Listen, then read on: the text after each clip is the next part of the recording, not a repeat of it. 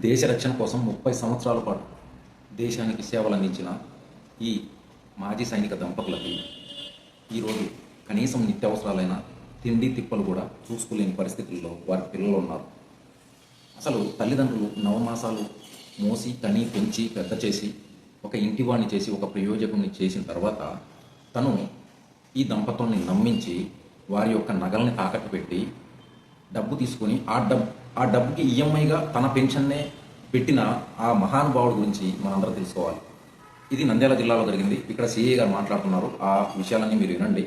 ఇలాంటి ఎదవల్ని ఏం చేయాలనేది మీరే కమెంట్లో నాకు చెప్పండి. ఇప్పుడు వినండి. ఇక్కడ మకాన్ సయ్యద్ హుస్సేన్ అతని ఫిర్యాదు మేరకు అతని పెద్ద కొడుకు హైదరాబాద్లో సాఫ్ట్వేర్ ఇంజనీర్గా వర్క్ చేశారు. అతను ఇతని యొక్క వాళ్ళ తండ్రి యొక్క పెన్షన్ పైన లోన్ తీసుకొని తర్వాత అతని తల్లి యొక్క గోల్డ్ కూడా కుదవ పెట్టేసి ఆ డబ్బులన్నీ అతని పర్సనల్ యూజ్ చేసుకుని కనీసం తల్లిదండ్రులను కూడా పోషించకుండా వాళ్ళని హైదరాబాద్ నుంచి పంపించేశారు. అతని తల్లికి ఆరోగ్యం బాగాలేక లేవలేని పరిస్థితిలో ఉంటే తండ్రి ఒక్కడే ఆమెను గమనించుకుంటూ వైద్య ఖర్చులు అన్ని చూసుకుంటున్నాడు. తన కొడుకు తన తల్లిదండ్రులు సరిగ్గా చూసుకోవట్లేదనేసి అని చెప్పి పోలీస్ స్టేషన్లో ఫిర్యాదుగా అతనిపైన కేసు నమోదు చేయడం జరిగింది. ఈ కేసు ఇంకా దర్యాప్తులో ఉంది. ఆ దర్యాప్తులో భాగంగానే maintenance and welfare of parents and senior citizen act ప్రకారం అతని మీద కేసు నమోదు చేయడం జరిగింది. తల్లిదండ్రులను చూసుకోవడం పిల్లల యొక్క బాధ్యత.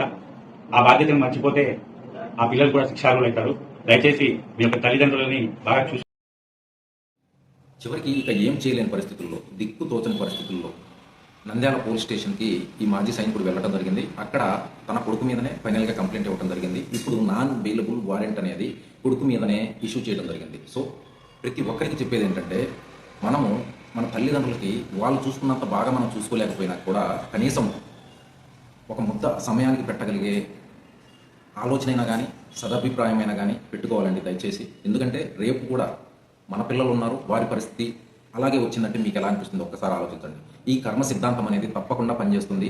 ఈ రోజు మనం మన తల్లిదండ్రులతో ఎలా బిహేవియర్ చేశామో అదే రేపటి రోజున మనకి ఖచ్చితంగా జరుగుతుందన్న విషయాన్ని మనం అందరం గుర్తుపెట్టుకోవాలి. తల్లిదండ్రుల్ని అశ్రద్ధ చేస్తే పరిస్థితి ఇలాగే ఉంటుందన్న విషయం ప్రతి ఒక్కరికి తెలియాలి కనుక తప్పకుండా వీడియోని షేర్ చేయండి. ఇలాంటి ఇన్ఫర్మేటివ్ వీడియోస్ కోసం తప్పకుండా ఛానల్ని సబ్స్క్రైబ్ చేసుకోండి. జై